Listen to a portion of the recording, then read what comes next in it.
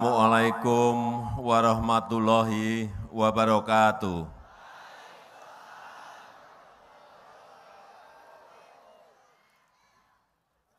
Bismillahirrahmanirrahim. Alhamdulillahirabbil alamin. Wassalatu wassalamu ala asrofil anbiya'i wal mursalin. Sayyidina wa habibina wa syafi'ina wa maulana Muhammadin wa ala alihi wa ashabihi ajma'in, amma ba'du. Yang saya hormati para Menteri Kabinet Indonesia Maju, hadir bersama saya Bapak Menteri Pertahanan, Pak Prabowo Subianto, juga Pak Menteri Sekretaris Kabinet, Pak Pramono Anung, yang saya hormati, yang saya muliakan, para tuan guru, para habaib, para kiai, para alim, ulama yang hadir, yang saya hormati ketua, panitia, Bapak Kiai Syarbani Haira, beserta seluruh jajaran pengurus dan panitia, hadirin undangan yang berbahagia, seluruh masyarakat Kabupaten Tabalong khususnya, dan masyarakat Kalimantan Selatan yang saya hormati.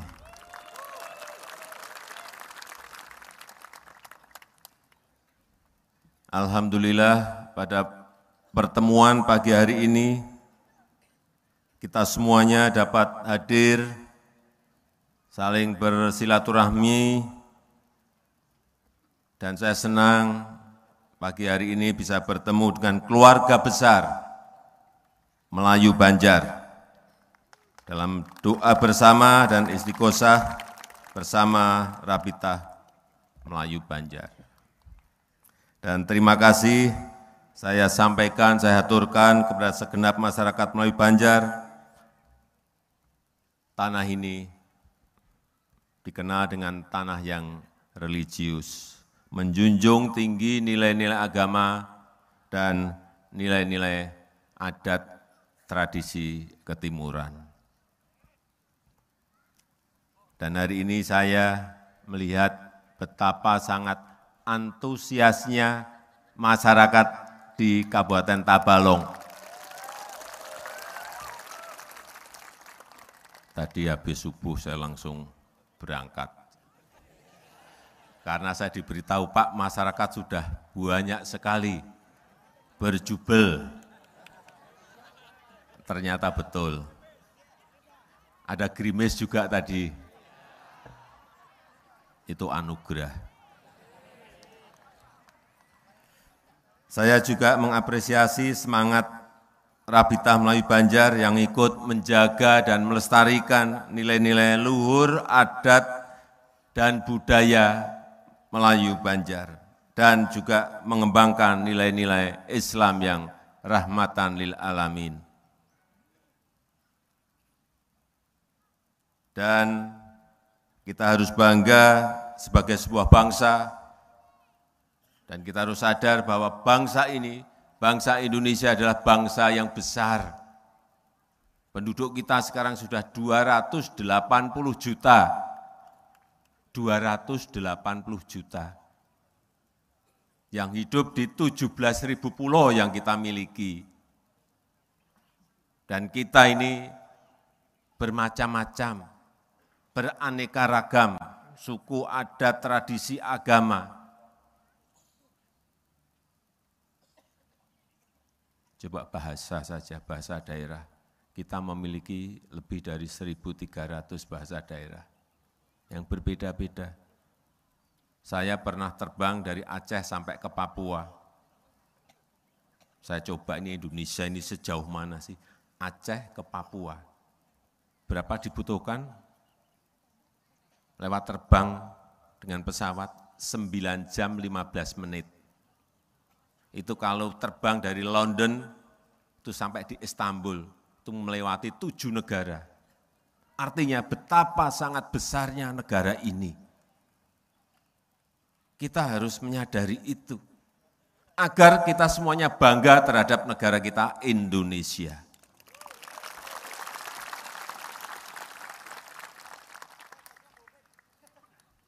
Dan keragaman itu diikat dengan semangat ketunggal ikaan, diikat dengan konsensus kebangsaan, yaitu Pancasila, Undang-Undang Dasar 1945, NKRI, dan Bhinneka Tunggal Ika.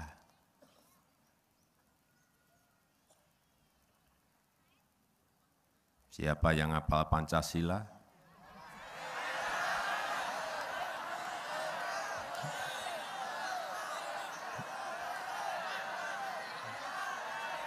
Sini.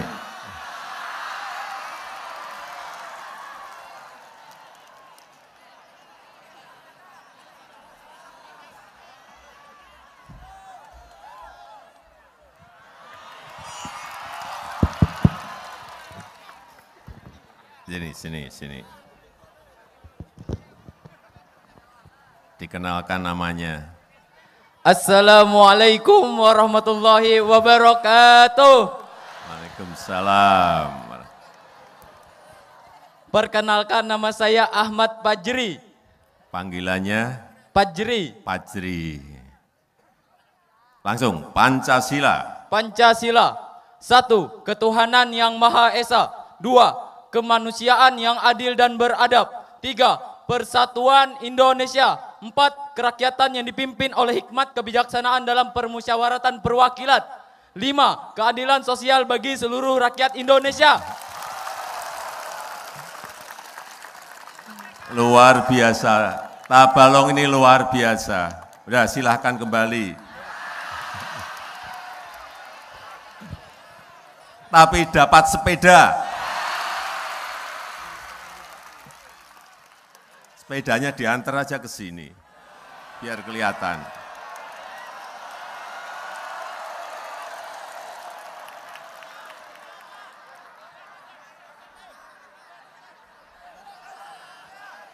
Udah di situ aja, kembali. Nggak hilang lah, taruh di situ, kembali ke tempat.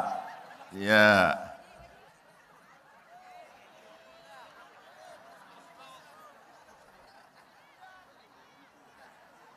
Bapak Ibu hadirin, undangan yang berbahagia.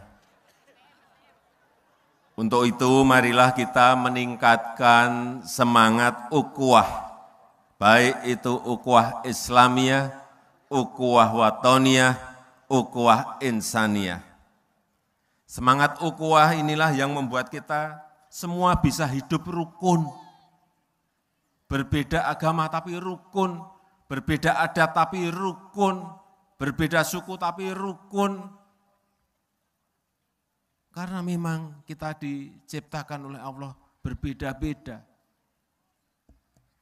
Dan kita bisa hidup berdampingan, hidup harmonis.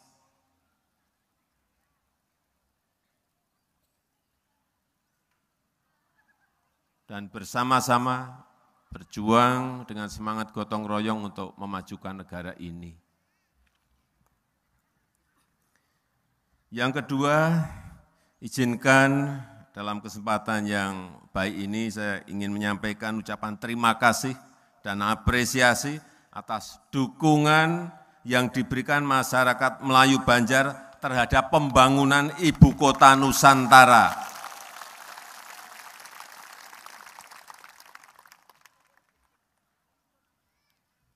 Dan saya berharap masyarakat Melayu Banjar menjadi tuan rumah di tanahnya sendiri. Berperan aktif dan menjadi bagian penting dari sejarah terwujudnya Ibu Kota Nusantara. Pertanyaannya, terletak di provinsi manakah Ibu Kota Nusantara? Ya.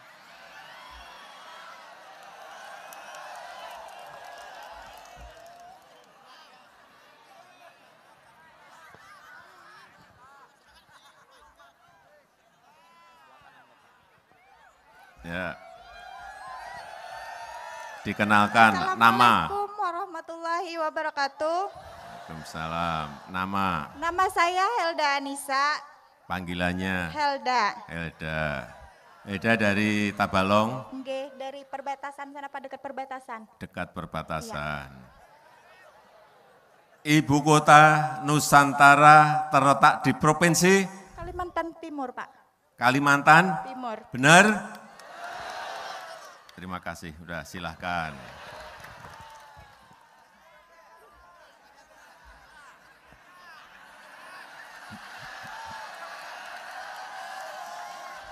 Apa?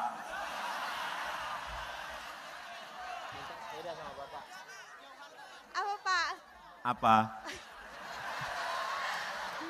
Minta sepedanya, Pak. Sepedanya masih ada enggak? Kalau ada diberi. Kalau enggak ada nanti saya kirim. Oh masih.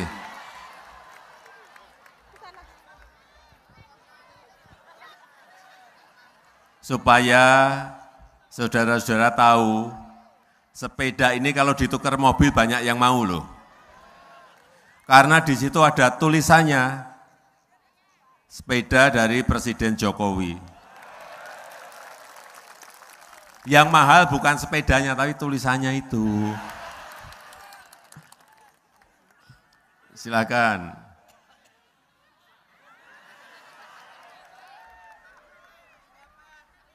Jadi sekali lagi saya ingin mengucapkan terima kasih yang sebesar-besarnya kepada seluruh masyarakat Melayu Banjar atas dukungan terhadap pembangunan Ibu Kota Nusantara yang sudah kita mulai dengan membangun infrastruktur, membangun istananya, membangun gedung-gedung kementeriannya. Tetapi yang ingin kita pindahkan itu bukan fisiknya sebetulnya. Kita ingin membangun sebuah cara-cara kerja yang baru. Bagaimana melayani masyarakat, pemerintah. Itu cara-cara kerja baru. Melayani dengan cepat, melayani dengan baik. Dan kita ingin juga yang kedua, merubah pola pikir, mindset. Agar kita bisa bersaing dengan negara-negara lain.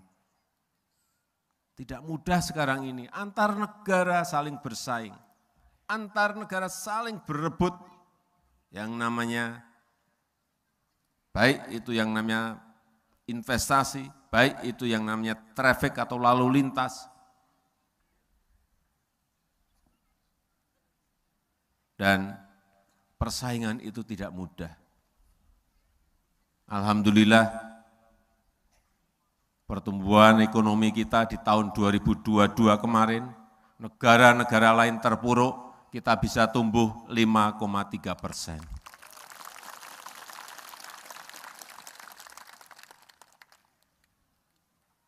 Negara-negara lain masih bingung menyelesaikan COVID. Desember yang lalu kita sudah menyampaikan mencabut yang namanya PPKM. Dan saya lihat di sini sudah enggak pakai masker semuanya. Dulu 3 tahun semuanya pakai masker. Semuanya disuntik vaksin 2 dosis. Ada yang 3? Sudah 3. Itu yang lebih baik. Saya sudah 4.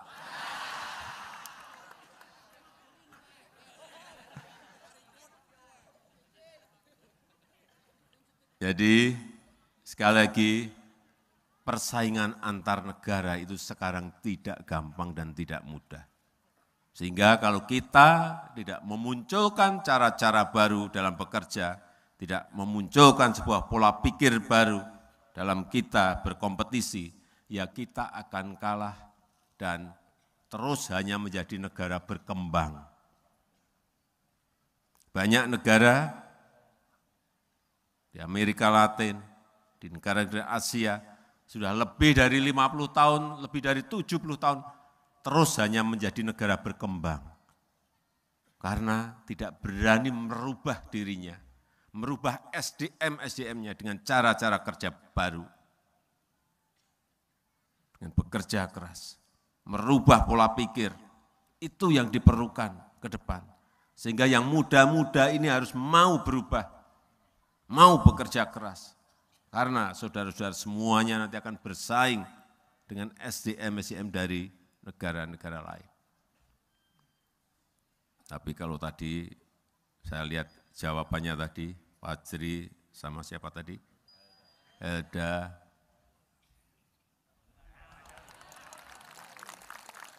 Saya enggak memuji, saya hanya mantap. Menjawabnya tegas, jelas, dan dapat sepeda.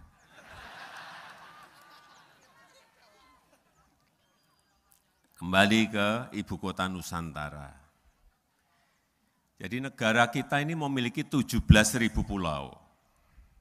Penduduknya 280 juta, tetapi penduduk itu 56% hidup di satu pulau, yaitu Pulau Jawa, 56%. 150 juta lebih itu penduduk Indonesia hidup di Pulau Jawa. Padahal kita memiliki 17.000 pulau. Kemudian yang namanya PDB ekonomi, artinya ekonomi perputaran uang, itu 58% ada di Pulau Jawa. Terus 17 pulau yang lain dapat apa? Ya enggak? Oleh sebab itu perlu yang namanya pemerataan. Bukan Jawa sentris, tetapi Indonesia sentris.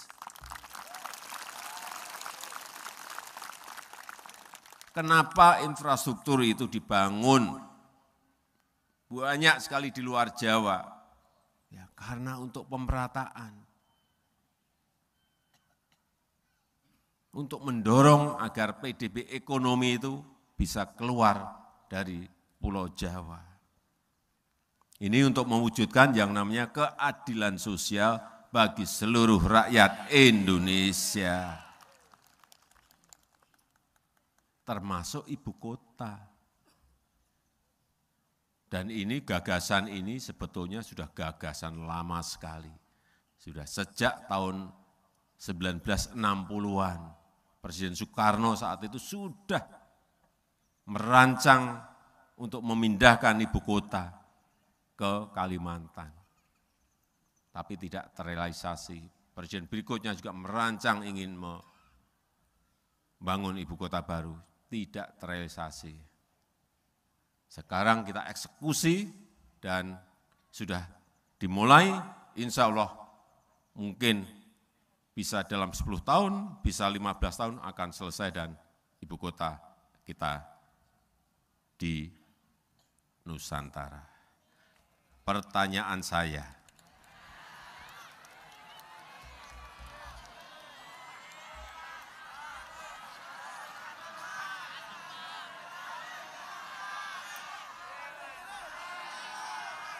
ini pertanyaan sulit, jangan tunjuk jari dulu, pertanyaannya sulit.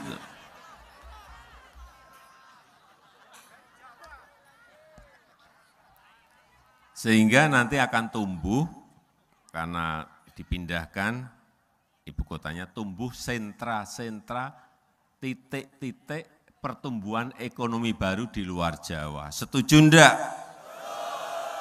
Pertanyaannya, kenapa ibu kota dipindah?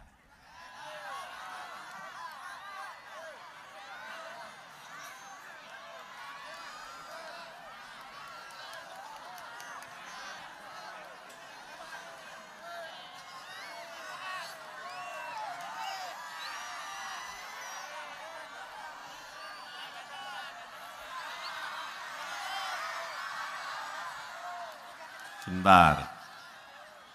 Nah, itu ibu-ibu yang lompat-lompat tadi.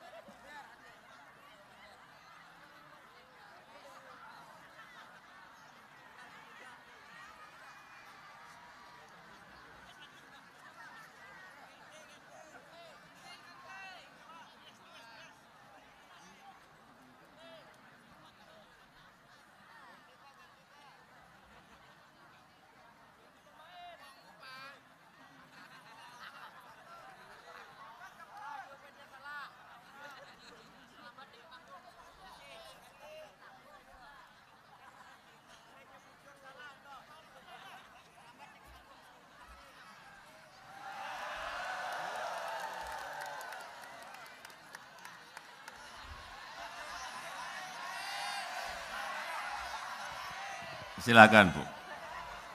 Misi. Silakan disampaikan nama. Terima kasih atas pilihan dari Bapak Presiden Jokowi. Ya, jauh loh. Ya, alhamdulillah. Nama saya Yulia. Ibu Yulia. Iya. Kenapa? Kenapa ibu kota negara dipindahkan ke daerah kita, samping Kalimantan Timur, yaitu segitiga emas, dikelilingi oleh Kalimantan Selatan, Kalimantan Timur, dan Kalimantan Tengah. Karena sekarang penduduk di Jakarta itu luar biasa. sehingga harus dipindahkan. Karena daerah Kalimantan masih banyak hutan. Bener Bapak? Bener gak ya? Bener Terus.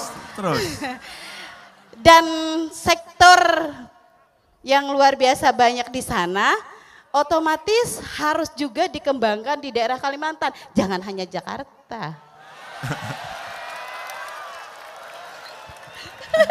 Terus Nabrak dong. Bener ya? Bener enggak jawabannya? Terima kasih. Bener, maksudnya betul. Jadi Iya. memang penduduk kita ingin agar penyebaran penduduk itu merata. Iya, Karena penduduk benar. kita udah banyak. Banget. Jadi jawabannya betul, Bu Yulia. Thank you Bapak Presiden. Ya kalau di situ tuh jawabnya mungkin mudah. Begitu naik semuanya jadi lupa. Enggak lupa beneran ini. Bela diri. Silakan kembali Terima Bu Yulia, kasih. terima kasih. Terima kasih Bapak. Lupa. Satu kayak orang juga tadi maju. Dapat sepeda.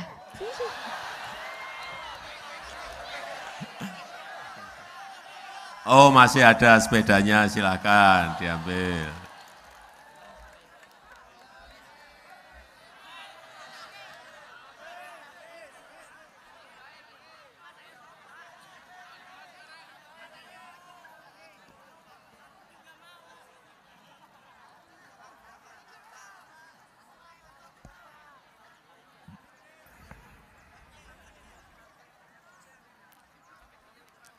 Bapak, Ibu, dan saudara-saudara sekalian yang saya hormati, saya mengajak kita semuanya untuk bersama-sama berdoa, berikhtiar, baik lahir maupun batin, bekerja keras dengan sekuat tenaga untuk mewujudkan pembangunan Ibu Kota Nusantara sebagai pintu gerbang percepatan pembangunan di Pulau Kalimantan. Dan juga memohon ridho Allah Subhanahu wa Ta'ala agar selalu membimbing dan memudahkan langkah-langkah kita.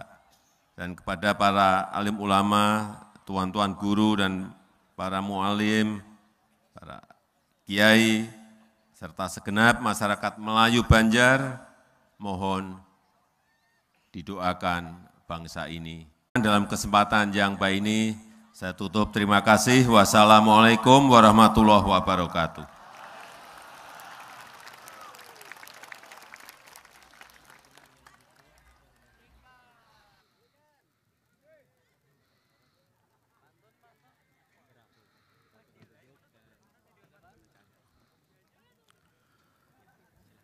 Sebagai ungkapan rasa